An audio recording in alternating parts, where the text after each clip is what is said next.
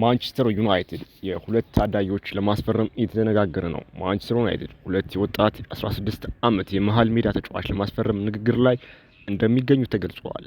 ማንቸስተር ዩናይትድ ለማስፈረም እያነጋገረ የሚገኘው የመጀመሪያው ተጫዋች የእንግሊዝ ከ17 ዓመት በታች አምበል ሲዝ ሪዲጎን መሆኑ ተነግሯል።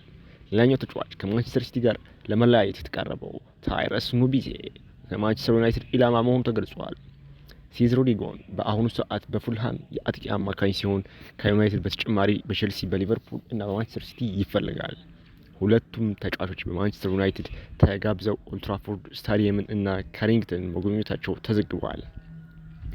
ኒውካስትል በይፋ ተጫዋች አስፈረመ። ኒውካስትል ዩናይትድ የኖቲንግሃም ፎረስቱን የፊት መስመር ተጫዋች አንቶኒ ኢላንጋ ማስፈረማቸውን በይፋ አስታውቀዋል።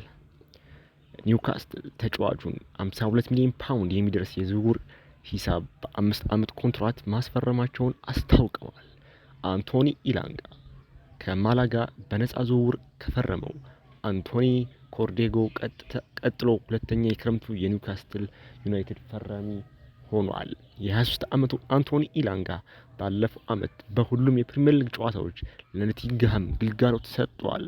ተጫዋቹ በጨዋታዎቹ 6 ጎሎችን አስቆጥሮ 11 ኳስ አመቻችቶ ማቀበልም ችሏል። ሊቨርፑል 20 ቁጥር መለያቸው በየትኛውም ቡድን አይጠቀምም። ሊቨርፑል በቅርቡ ሕይወቱ ያለፈውን ዲያጎ ጆታ የሚጠቀመውን የ20 ቁጥር ማሊያ ጥቅም ላይ እንዳይውል ማድረጉን አስታውቋል። ክለቡ ከዚህ በፊት ማሊያ በሊቨርፑል ዋናው ቡድን ጥቅም ላይ እንዳይውል ማድረጉ ተዘግቦ ነበር። ይሁን እንጂ ሊቨርፑል አሁን ላይ የማሊያው በወንዶችና በሴቶቹ በየትኛውም የእድሜ ክልል ቡድኖች ላይ እንደማይጠቀም ውሳኔውን አሳልፈዋል። ሊቨርፑል ውሳኔውን ያሳለፈው ከዲያጎ ጆታ ባለቤትና ከቤተሰቡ አባላት ጋር ከመከረ በኋላ መሆኑን አሳውቋል። ኒውካስትል የኢላንጋን ዝውውሮች በምን መልኩ ይፋ አደረገ? ኒውካስትል ዩናይትድ አንቶኒ ኢላንጋ ማስፈረሙን ይፋ ያደረገ ለየት ባለ መንገድ የአንድ ህፃን ደጋፊ ገጠመኝ በመግለጽ ነበር። የክለቡ ደጋፊ ህፃን በተለቀቀው ተንቀሳቃሽ ምስል ባለፈው የውድድር ዓመት ስለገጠመው ገጠመኝ ተናግሯል። የህፃኑ ገጠመኝ ምን ነበር ለሚለው ጥያቄ በቪዲዮ የታየው ህፃን ኒውካስትል ባለፈው የውድድር ዓመት ከአርሰናል ጋር በሚጫወትበት ዕለት ህመም አጋጥሞኛል በማለት ከትምህርት ቤት ቀርቶ ነበር። ኒውካስትል ዩናይትድ ግብ ባስቆጠረበት ወቅት ህፃኑ በደስታ ሲጨፍር በቀጥታ ስርጭት በቴሌቪዥን መስኮት ታይቷል። የትምህርት ቤቱ ርዕሰ መምህር በበኩላቸው ህፃኑን በቴሌቪዥን ቀጥታ ስርጭት ተመልክተውት እንደነበር ተገልጿል።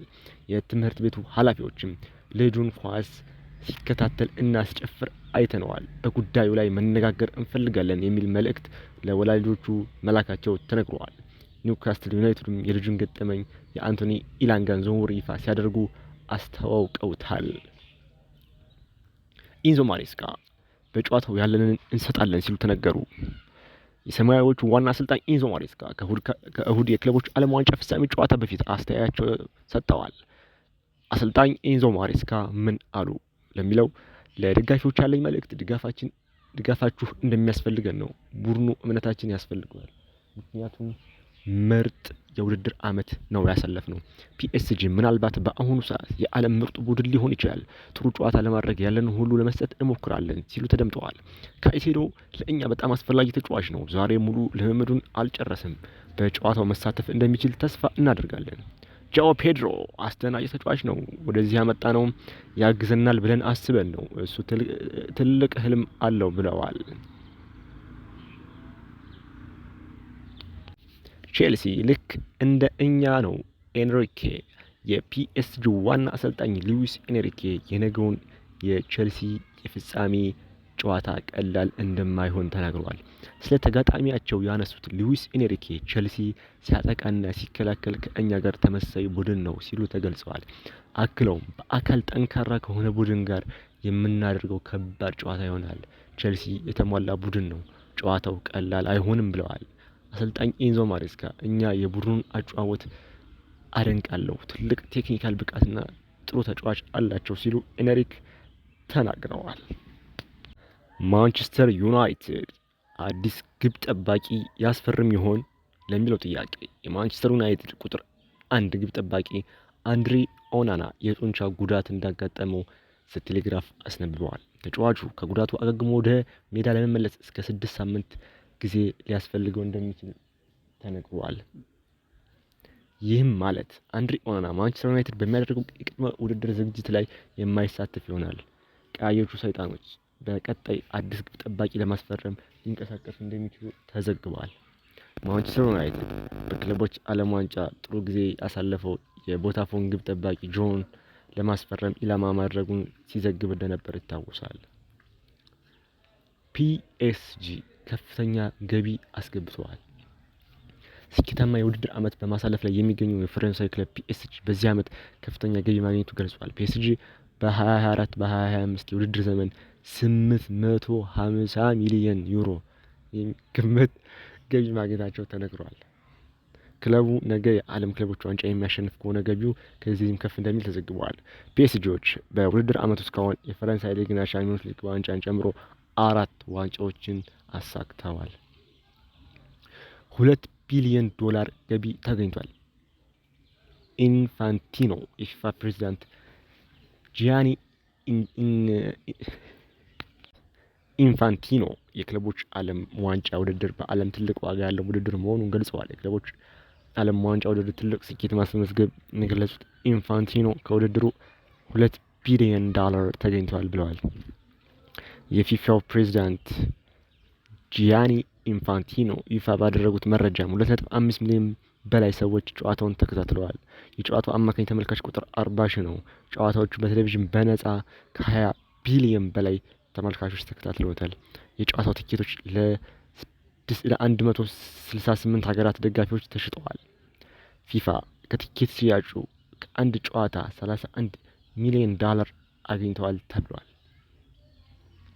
ባርሴሎና የተጫዋቹን ውል ሊያራዝም ነው። የካታላኑ ክለብ ባርሴሎና የአማካኝ ስፍራ ተጫዋቹ ፍራንክ ዲዮንግን ኮንትራት ለማራዘም በንግግር ላይ መሆናቸው ተገልጿል።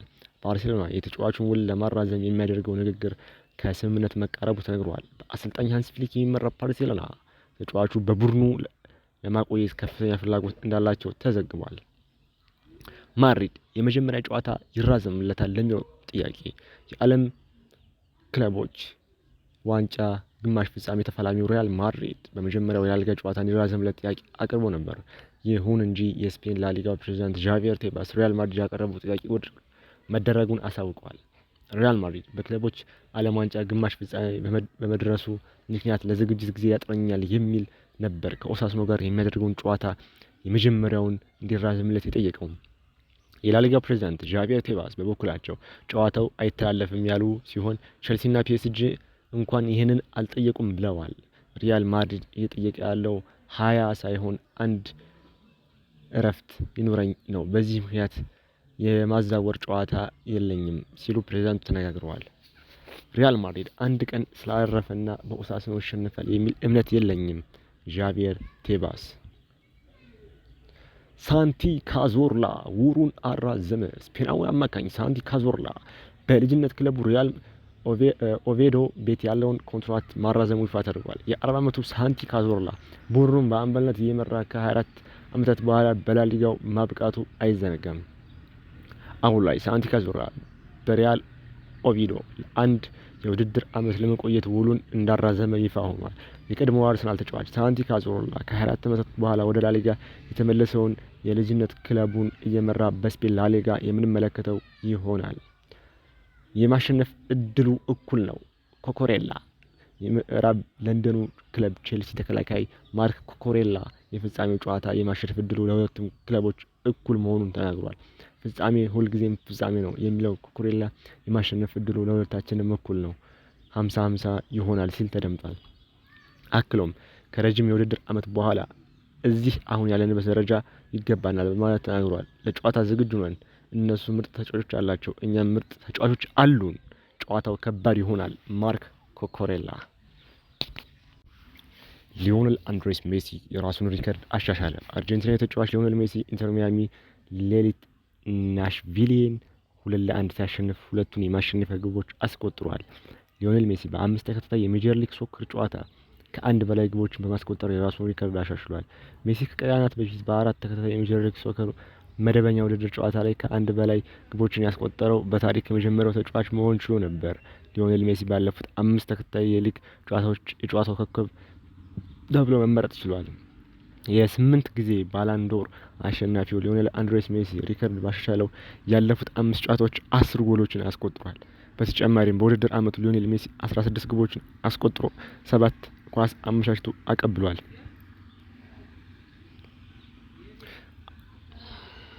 ሻምፒዮንስ ሊጉን እናመጣዋለን። ላሚን ያማል ጉድ! ስፔናዊ የባርሴሎና የፊት መስመር ተጫዋች ላሚን ያማል ቡድናችን በሚቀጥለው የውድድር ዓመት ተፎካካሪ እንደሚሆን ገልጿል። በሚቀጥለው የውድድር ዓመት በትልቅ ደረጃ እንፋለማለን ሲል ላሚን ያማል ለክለቡ ደጋፊዎች ቃል ገብቷል። አክሎም በሚቀጥለው ዓመት በእርግጠኝነት የሻምፒዮንስ ሊግ ዋንጫውን ወደ ቤቱ እንመልሰዋለን ሲል ተደምጧል።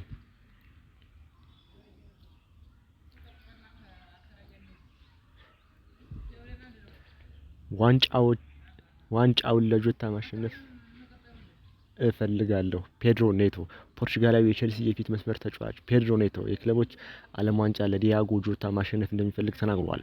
ዛሬ ዋንጫውን ለዲያጎ ጆታ ስል ማሸነፍ እፈልጋለሁ፣ እሱ ሁልጊዜ አብሮኝ ይሆናል ሲል ፔድሮ ኔቶ ተናግሯል። ጨዋታው ከቼልሲ ጋር የሚደረገው ሁለተኛ ፍጻሜ ጨዋታዬ ነው። የዓለም ሻምፒዮን መሆን እንችላለን፣ ዋንጫውን ማሸነፍ እንፈልጋለን፣ አላማችን እሱ ነው። ፔድሮ ኔቶ ዋንጫውን ለመውሰድ ያለንን እንሰጣለን ያለው ዴምቤሌ የፒኤስጂ ወሳኝ የፊት መስመር ተጫዋች ኦስማን ዴምቤሌ ቡድናችን ዛሬ ለዋንጫ ያለውን እንደሚሰጥ ተናግሯል። ዋንጫውን ለማሸነፍ የምንችለውን ሁሉ እናደርጋለን ሲል ኦስማን ዴምቤሌ ከጨዋታው በፊት ተናግሯል። የፒኤስጂ አሰልጣኝ ሉዊስ ኤንሪኬ በበኩላቸው ይህንን ታሪካዊ ውድድር ዓመት በጥሩ ሁኔታ መፈጸም እንፈልጋለን ሲሉ ተደምጠዋል። እኛ ምርጥ ቡድን ነን። ኢንዞ ፈርናንዴዝ የሰማያዊዎቹ የመሃል ሜዳ ተጫዋች ኤንዞ ፈርናንዴዝ ቡድናችን በራሱ እንደሚተማመን ከፍጻሜ ጨዋታው በፊት ተናግሯል። ጠንካራ ቡድን እንደምንገጥም እናውቃለን ያለው ኤንዞ ፈርናንዴዝ ለጨዋታው በጥሩ ሁኔታ ተዘጋጅተናል ብሏል። አክሎም እኛ በራሳችን እንተማመናለን፣ እኛም እንደ እነሱ ምርጥ ቡድን ነን ሲል ተደምጧል። ጨዋታው አያስፈራንም፣ ለማሸነፍ እንጥራለን። የሰማያዊዎቹ ተከላካይ ስፍራ ተጫዋች ማሎ ጉስቶ ቡድናቸውን ጨዋታው ለማሸነፍ መጣር እንዳለበት አሳስቧል። እኛ ቼልሲዎች ነን የሚለው ተጫዋቹ እዚህ ያለነው ስለሚገባን ነው፣ ጨዋታው ምንም አያስፈራም በማለት ተናግሯል። ለእኛ ጥሩ ፈተና ይሆናል፣ አስፈላጊው ነገር ከዚህ ቡድን ጋር መፎካከር እንደምንችል ማሳየት ነው ሲል ማሎ ጉስቶ ገልጿል። ለፍጻሜ መድረስ በቂ አይደለም፣ ፍጻሜውን ጨዋታ ለማሸነፍ መጣር አለብን። ማሎ ጉስቶ ፒኤስጂ ልክ እንደ ቼልሲ ሁለት ተጫዋቾችን በቅጣት አጥቶ ነበር የግማሽ ፍጻሜውን ጨዋታ ያደረገው። ይሁን እንጂ ፒኤስጂ በቅጣት ያጣቸውን ዊሊያን ፓሾ እና ሉካስ ሄርናንዴዝ ግልጋሎት በዛሬው ፍጻሜ ጨዋታ አያገኝም። ዊሊያን ፓሾ እና ሉካስ ሄርናንዴዝ በሩብ ፍጻሜ ጨዋታ በተመለከቱት ቀይ ካርድ ምክንያት 2 ጨዋታዎች መቀጣታቸው የሚታወስ ነው። በግማሽ ፍጻሜው ለፒኤስጂ ጥሩ ዜና የነበረው ጉዳት ላይ የነበረው ኦስማን ዴምቤሌ ወደ ቋሚ አሰላለፍ መመለሱ ነበር። ኦስማን ዴምቤሌ በዛሬው የፍጻሜ ጨዋታ በቋሚነት ለመጀመር ዝግጁ ይሆናል ተብሎ ይጠበቃል። ፒኤስጂ የቼልሲን ሪከርድ ይገታ ይሆን ለሚለው ጥያቄ የምዕራቡ ለንደን ክለብ ቼልሲ በክለቦች ዓለም ዋንጫ ውድድር ባደረጋቸው 6 ጨዋታዎች 5 ግቦችን ተቆጥሮበታል። ይሁን እንጂ ቼልሲ በየትኛውም ጨዋታ በመጀመሪያው አጋማሽ ግብ አልተቆጠረበትም። ፒኤስጂ በበኩሉ በክለቦች ዓለም ዋንጫ ውድድር በመጀመሪያ አጋማሽ 8 ግቦች ማስቆጠር ችሏል። በውድድሩ ከፒኤስጂ በላይ ብዙ የመጀመሪያ አጋማሽ ግብ 11 ያስቆጠረ አነስተኛው ክለብ ኦክላንድ ሲቲ የገጠመው ባየር ሙኒክ ብቻ ነው።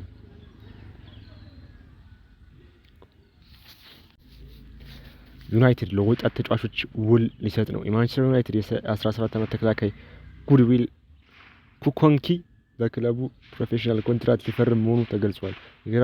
የግራ እግር ተከላካይ የሆነው ተጫዋቹ ከ5 ዓመት ጀምሮ በክለቡ የነበረ ሲሆን ባለፈው ዓመት ለመጀመሪያ ጊዜ በዋናው ቡድን ስብስብ ተካቷል። ተጫዋቹ አሁን ላይ በማንቸስተር ዩናይትድ የቅድመ ውድድር ዝግጅት ላይ ሲገኝ በቅርቡ በተደረጉ ወዳጅነት ጨዋታዎች ተሳትፏል። ጉድዊል ባለፈው በሁለቱ የማንቸስተር ዩናይትድ የዕድሜ እርከን ቡድኖች 24 ጨዋታዎች ማድረግ ችሏል። ባርሴሎና ተጫዋች አስፈረመ። የካታላኑ ክለብ ባርሴሎና የኮፐንሃገኑን የፊት መስመር ተጫዋች ሮኒ ባርጌ ማስፈረም በይፋ አስታውቀዋል። የ19 ዓመቱ የፊት መስመር ተጫዋች ሮኒ ባርጌ ባርሴሎና ቤት የ4 ዓመት ኮንትራት ፈርሟል። ስዊድናዊ የፊት መስመር ተጫዋች ሮኒ ባርጌ ባለፈው ዓመት ለኮፐንሃገን 5 የሊግ ጨዋታ አድርጓል።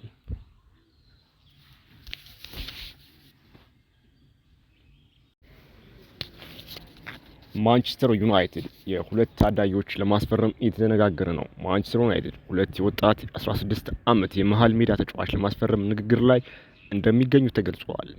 ማንቸስተር ዩናይትድ ለማስፈረም እያነጋገረ የሚገኘው የመጀመሪያው ተጫዋች የእንግሊዝ ከ17 ዓመት በታች አምበል ሲዝ ሪዲጎን መሆኑ ተነግሯል። ሌላኛው ተጫዋች ከማንቸስተር ሲቲ ጋር ለመለያየት የተቃረበው ታይረስ ኑቢዜ ከማንቸስተር ዩናይትድ ኢላማ መሆኑ ተገልጿል። ሲዝ ሮድሪጎን በአሁኑ ሰዓት በፉልሃም የአጥቂ አማካኝ ሲሆን ከዩናይትድ በተጨማሪ በቼልሲ፣ በሊቨርፑል እና በማንቸስተር ሲቲ ይፈልጋል። ሁለቱም ተጫዋቾች በማንቸስተር ዩናይትድ ተጋብዘው ኦልትራፎርድ ስታዲየምን እና ካሪንግተን መጎብኘታቸው ተዘግቧል። ኒውካስትል በይፋ ተጫዋች አስፈረመ።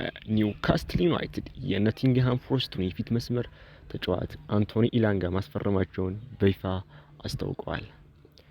ኒውካስትል ተጫዋቹን 52 ሚሊዮን ፓውንድ የሚደርስ የዝውውር ሂሳብ በ5 ዓመት ኮንትራት ማስፈረማቸውን አስታውቀዋል። አንቶኒ ኢላንጋ ከማላጋ በነፃ ዝውውር ከፈረመው አንቶኒ ኮርዴጎ ቀጥሎ ሁለተኛ የክረምቱ የኒውካስትል ዩናይትድ ፈራሚ ሆኗል።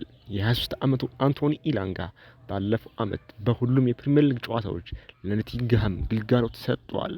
ተጫዋቹ በጨዋታዎቹ 6 ጎሎችን አስቆጥሮ 11 ኳስ አመቻችቶ ማቀበልም ችሏል። ሊቨርፑል 20 ቁጥር መለያቸው በየትኛውም ቡድን አይጠቀምም። ሊቨርፑል በቅርቡ ሕይወቱ ያለፈውን ዲያጎ ጆታ የሚጠቀመውን የ20 ቁጥር ማሊያ ጥቅም ላይ እንዳይውል ማድረጉን አስታውቋል። ክለቡ ከዚህ በፊት ማሊያ በሊቨርፑል ዋናው ቡድን ጥቅም ላይ እንዳይውል ማድረጉ ተዘግቦ ነበር። ይሁን እንጂ ሊቨርፑል አሁን ላይ የማሊያው በወንዶችና በሴቶቹ በየትኛውም የእድሜ ክልል ቡድኖች ላይ እንደማይጠቀም ውሳኔውን አሳልፈዋል። ሊቨርፑል ውሳኔውን ያሳለፈው ከዲያጎ ጆታ ባለቤትና ከቤተሰቡ አባላት ጋር ከመከረ በኋላ መሆኑን አሳውቋል። ኒውካስትል የኢላንጋን ዝውውሮች በምን መልኩ ይፋ አደረገ? ኒውካስትል ዩናይትድ አንቶኒ ኢላንጋ ማስፈረሙን ይፋ ያደረገ ለየት ባለ መንገድ የአንድ ህፃን ደጋፊ ገጠመኝ በመግለጽ ነበር። የክለቡ ደጋፊ ህፃን በተለቀቀው ተንቀሳቃሽ ምስል ባለፈው የውድድር ዓመት ስለገጠመው ገጠመኝ ተናግሯል። የህፃኑ ገጠመኝ ምን ነበር ለሚለው ጥያቄ በቪዲዮ የታየው ህፃን ኒውካስትል ባለፈው የውድድር ዓመት ከአርሰናል ጋር በሚጫወትበት ዕለት ህመም አጋጥሞኛል በማለት ከትምህርት ቤት ቀርቶ ነበር። ኒውካስትል ዩናይትድ ግብ ባስቆጠረበት ወቅት ህፃኑ በደስታ ሲጨፍር በቀጥታ ስርጭት በቴሌቪዥን መስኮት ታይቷል። የትምህርት ቤቱ ርዕሰ መምህር በበኩላቸው ህፃኑን በቴሌቪዥን ቀጥታ ስርጭት ተመልክተውት እንደነበር ተገልጿል። የትምህርት ቤቱ ኃላፊዎችም ልጁን ኳስ ሲከታተል እና ሲጨፍር አይተነዋል፣ በጉዳዩ ላይ መነጋገር እንፈልጋለን የሚል መልእክት ለወላጆቹ መላካቸው ተነግሯል። ኒውካስትል ዩናይትድም የልጁን ገጠመኝ የአንቶኒ ኢላንጋን ዝውውር ይፋ ሲያደርጉ አስተዋውቀውታል። ኢንዞ ማሬስካ በጨዋታው ያለንን እንሰጣለን ሲሉ ተነገሩ። የሰማያዊዎቹ ዋና አሰልጣኝ ኢንዞ ማሬስካ ከእሁድ የክለቦች ዓለም ዋንጫ ፍጻሜ ጨዋታ በፊት አስተያየታቸው ሰጥተዋል። አሰልጣኝ ኢንዞ ማሬስካ ምን አሉ ለሚለው ለደጋፊዎች ያለኝ መልእክት ድጋፋችሁ እንደሚያስፈልገን ነው። ቡድኑ እምነታችን ያስፈልገዋል። ምክንያቱም ምርጥ የውድድር ዓመት ነው ያሳለፍነው። ፒኤስጂ ምናልባት በአሁኑ ሰዓት የዓለም ምርጡ ቡድን ሊሆን ይችላል። ጥሩ ጨዋታ ለማድረግ ያለን ሁሉ ለመስጠት እንሞክራለን ሲሉ ተደምጠዋል። ካይሴዶ ለእኛ በጣም አስፈላጊ ተጫዋች ነው። ዛሬ ሙሉ ልምምዱን አልጨረሰም። በጨዋታው መሳተፍ እንደሚችል ተስፋ እናደርጋለን። ጃኦ ፔድሮ አስደናቂ ተጫዋች ነው። ወደዚህ ያመጣ ነው ያግዘናል ብለን አስበን ነው። እሱ ትልቅ ህልም አለው ብለዋል። ቼልሲ ልክ እንደ እኛ ነው። ኤንሪኬ የፒኤስጂ ዋና አሰልጣኝ ሉዊስ ኤንሪኬ የነገውን የቼልሲ የፍጻሜ ጨዋታ ቀላል እንደማይሆን ተናግረዋል። ስለ ተጋጣሚያቸው ያነሱት ሉዊስ ኤንሪኬ ቼልሲ ሲያጠቃና ሲከላከል ከእኛ ጋር ተመሳሳይ ቡድን ነው ሲሉ ተገልጸዋል። አክለውም በአካል ጠንካራ ከሆነ ቡድን ጋር የምናደርገው ከባድ ጨዋታ ይሆናል። ቼልሲ የተሟላ ቡድን ነው፣ ጨዋታው ቀላል አይሆንም ብለዋል። አሰልጣኝ ኢንዞ ማሬስካ እኛ የቡድኑን አጨዋወት አደንቃለሁ፣ ትልቅ ቴክኒካል ብቃትና ጥሩ ተጫዋች አላቸው ሲሉ ኤንሪክ ተናግረዋል። ማንቸስተር ዩናይትድ አዲስ ግብ ጠባቂ ያስፈርም ይሆን ለሚለው ጥያቄ የማንቸስተር ዩናይትድ ቁጥር 1 ግብ ጠባቂ አንድሪ ኦናና የጡንቻ ጉዳት እንዳጋጠመው ዘቴሌግራፍ አስነብበዋል። ተጫዋቹ ከጉዳቱ አገግሞ ወደ ሜዳ ለመመለስ እስከ 6 ሳምንት ጊዜ ሊያስፈልገው እንደሚችል ተነግሯል። ይህም ማለት አንድሪ ኦናና ማንቸስተር ዩናይትድ በሚያደርገው የቅድመ ውድድር ዝግጅት ላይ የማይሳተፍ ይሆናል። ቀያዮቹ ሰይጣኖች በቀጣይ አዲስ ግብ ጠባቂ ለማስፈረም ሊንቀሳቀሱ እንደሚችሉ ተዘግቧል። ማንቸስተር ዩናይትድ በክለቦች ዓለም ዋንጫ ጥሩ ጊዜ ያሳለፈው የቦታፎን ግብ ጠባቂ ጆን ለማስፈረም ኢላማ ማድረጉን ሲዘግብ እንደነበር ይታወሳል። ፒኤስጂ ከፍተኛ ገቢ አስገብተዋል።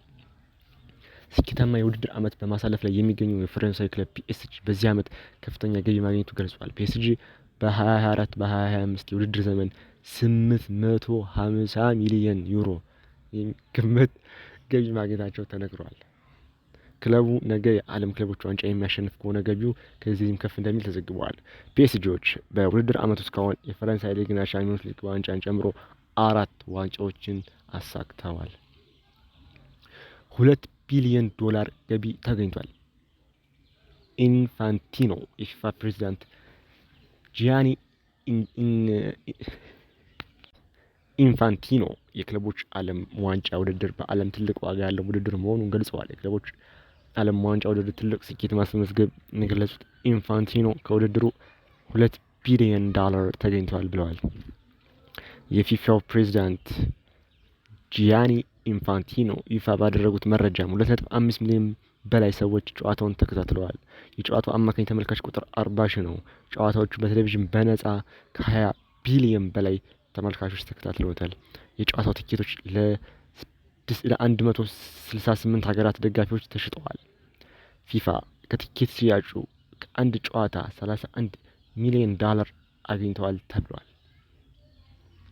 ባርሴሎና የተጫዋቹን ውል ሊያራዝም ነው። የካታላኑ ክለብ ባርሴሎና የአማካኝ ስፍራ ተጫዋቹ ፍራንክ ዲዮንግን ኮንትራት ለማራዘም በንግግር ላይ መሆናቸው ተገልጿል።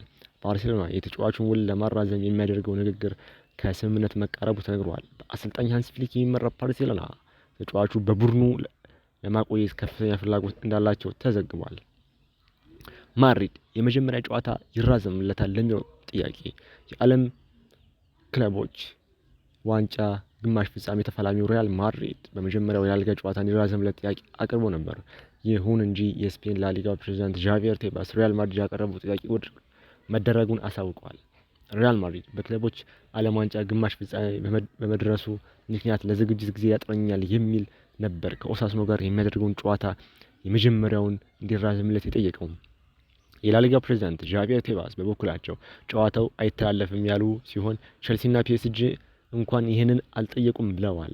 ሪያል ማድሪድ እየጠየቀ ያለው 20 ሳይሆን 1 እረፍት ይኑረኝ ነው። በዚህ ምክንያት የማዛወር ጨዋታ የለኝም ሲሉ ፕሬዚዳንቱ ተነጋግረዋል። ሪያል ማድሪድ አንድ ቀን ስላረፈና በኦሳሱና ይሸነፋል የሚል እምነት የለኝም። ዣቪየር ቴባስ። ሳንቲ ካዞርላ ውሩን አራዘመ። ስፔናዊ አማካኝ ሳንቲ ካዞርላ በልጅነት ክለቡ ሪያል ኦቬዶ ቤት ያለውን ኮንትራት ማራዘሙ ይፋ ተደርጓል። የ40 ዓመቱ ሳንቲ ካዞርላ ቡድኑን በአምበልነት እየመራ ከ24 ዓመታት በኋላ በላሊጋው ማብቃቱ አይዘነጋም። አሁን ላይ ሳንቲ ካዞርላ በሪያል ኦቪዶ አንድ የውድድር ዓመት ለመቆየት ውሉን እንዳራዘመ ይፋ ሆኗል። የቀድሞው አርሰናል ተጫዋች ሳንቲ ካዞርላ ከ24 ዓመታት በኋላ ወደ ላሊጋ የተመለሰውን የልጅነት ክለቡን እየመራ በስፔን ላሊጋ የምንመለከተው ይሆናል። የማሸነፍ እድሉ እኩል ነው። ኮኮሬላ የምዕራብ ለንደኑ ክለብ ቼልሲ ተከላካይ ማርክ ኮኮሬላ የፍጻሜው ጨዋታ የማሸነፍ እድሉ ለሁለቱም ክለቦች እኩል መሆኑን ተናግሯል።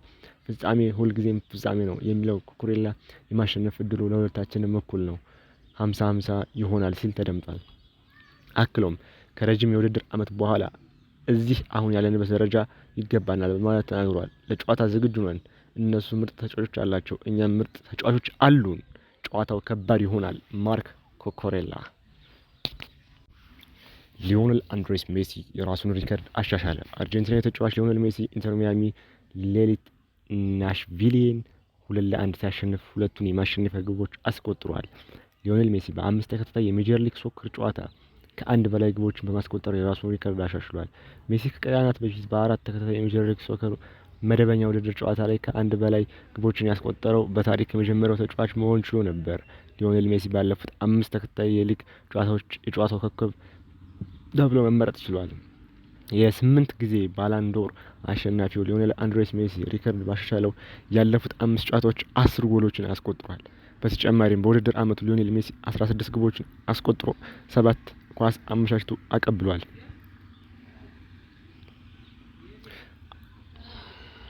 ሻምፒዮንስ ሊጉን እናመጣዋለን። ላሚን ያማል ጉድ! ስፔናዊ የባርሴሎና የፊት መስመር ተጫዋች ላሚን ያማል ቡድናችን በሚቀጥለው የውድድር ዓመት ተፎካካሪ እንደሚሆን ገልጿል። በሚቀጥለው የውድድር ዓመት በትልቅ ደረጃ እንፋለማለን ሲል ላሚን ያማል ለክለቡ ደጋፊዎች ቃል ገብቷል። አክሎም በሚቀጥለው ዓመት በእርግጠኝነት የሻምፒዮንስ ሊግ ዋንጫውን ወደ ቤቱ እንመልሰዋለን ሲል ተደምጧል።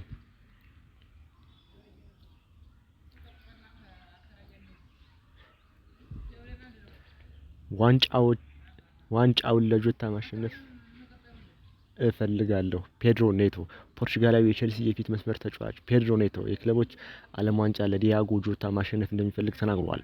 ዛሬ ዋንጫውን ለዲያጎ ጆታ ስል ማሸነፍ እፈልጋለሁ፣ እሱ ሁልጊዜ አብሮኝ ይሆናል ሲል ፔድሮ ኔቶ ተናግሯል። ጨዋታው ከቼልሲ ጋር የሚደረገው ሁለተኛ ፍጻሜ ጨዋታዬ ነው። የዓለም ሻምፒዮን መሆን እንችላለን፣ ዋንጫውን ማሸነፍ እንፈልጋለን፣ አላማችን እሱ ነው። ፔድሮ ኔቶ ዋንጫውን ለመውሰድ ያለንን እንሰጣለን ያለው ዴምቤሌ የፒኤስጂ ወሳኝ የፊት መስመር ተጫዋች ኦስማን ዴምቤሌ ቡድናችን ዛሬ ለዋንጫ ያለውን እንደሚሰጥ ተናግሯል። ዋንጫውን ለማሸነፍ የምንችለውን ሁሉ እናደርጋለን ሲል ኦስማን ዴምቤሌ ከጨዋታው በፊት ተናግሯል። የፒኤስጂ አሰልጣኝ ሉዊስ ኤንሪኬ በበኩላቸው ይህንን ታሪካዊ ውድድር ዓመት በጥሩ ሁኔታ መፈጸም እንፈልጋለን ሲሉ ተደምጠዋል። እኛ ምርጥ ቡድን ነን። ኢንዞ ፈርናንዴዝ የሰማያዊዎቹ የመሃል ሜዳ ተጫዋች ኤንዞ ፈርናንዴዝ ቡድናችን በራሱ እንደሚተማመን ከፍጻሜ ጨዋታው በፊት ተናግሯል። ጠንካራ ቡድን እንደምንገጥም እናውቃለን ያለው ኤንዞ ፈርናንዴዝ ለጨዋታው በጥሩ ሁኔታ ተዘጋጅተናል ብሏል። አክሎም እኛ በራሳችን እንተማመናለን፣ እኛም እንደ እነሱ ምርጥ ቡድን ነን ሲል ተደምጧል። ጨዋታው አያስፈራንም፣ ለማሸነፍ እንጥራለን። የሰማያዊዎቹ ተከላካይ ስፍራ ተጫዋች ማሎ ጉስቶ ቡድናቸውን ጨዋታው ለማሸነፍ መጣር እንዳለበት አሳስቧል። እኛ ቼልሲዎች ነን የሚለው ተጫዋቹ እዚህ ያለነው ስለሚገባን ነው፣ ጨዋታው ምንም አያስፈራም በማለት ተናግሯል። ለእኛ ጥሩ ፈተና ይሆናል፣ አስፈላጊው ነገር ከዚህ ቡድን ጋር መፎካከር እንደምንችል ማሳየት ነው ሲል ማሎ ጉስቶ ገልጿል። ለፍጻሜ መድረስ በቂ አይደለም፣ ፍጻሜውን ጨዋታ ለማሸነፍ መጣር አለብን። ማሎ ጉስቶ ፒኤስጂ ልክ እንደ ቼልሲ ሁለት ተጫዋቾችን በቅጣት አጥቶ ነበር የግማሽ ፍጻሜውን ጨዋታ ያደረገው። ይሁን እንጂ ፒኤስጂ በቅጣት ያጣቸውን ዊሊያን ፓሾ እና ሉካስ ሄርናንዴዝ ግልጋሎት በዛሬው ፍጻሜ ጨዋታ አያገኝም። ዊሊያን ፓሾ እና ሉካስ ሄርናንዴዝ በሩብ ፍጻሜ ጨዋታ በተመለከቱት ቀይ ካርድ ምክንያት 2 ጨዋታዎች መቅጣታቸው የሚታወስ ነው። በግማሽ ፍጻሜው ለፒኤስጂ ጥሩ ዜና የነበረው ጉዳት ላይ የነበረው ኦስማን ዴምቤሌ ወደ ቋሚ አሰላለፍ መመለሱ ነበር። ኦስማን ዴምቤሌ በዛሬው የፍጻሜ ጨዋታ በቋሚነት ለመጀመር ዝግጁ ይሆናል ተብሎ ይጠበቃል። ፒኤስጂ የቼልሲን ሪከርድ ይገታ ይሆን ለሚለው ጥያቄ የምዕራቡ ለንደን ክለብ ቼልሲ በክለቦች ዓለም ዋንጫ ውድድር ባደረጋቸው 6 ጨዋታዎች 5 ግቦችን ተቆጥሮበታል። ይሁን እንጂ ቼልሲ በየትኛውም ጨዋታ በመጀመሪያው አጋማሽ ግብ አልተቆጠረበትም። ፒኤስጂ በበኩሉ በክለቦች ዓለም ዋንጫ ውድድር በመጀመሪያ አጋማሽ 8 ግቦች ማስቆጠር ችሏል። በውድድሩ ከፒኤስጂ በላይ ብዙ መጀመሪያ አጋማሽ ግብ 11 ያስቆጠረ አነስተኛው ክለብ ኦክላንድ ሲቲ የገጠመው ባየር ሙኒክ ብቻ ነው።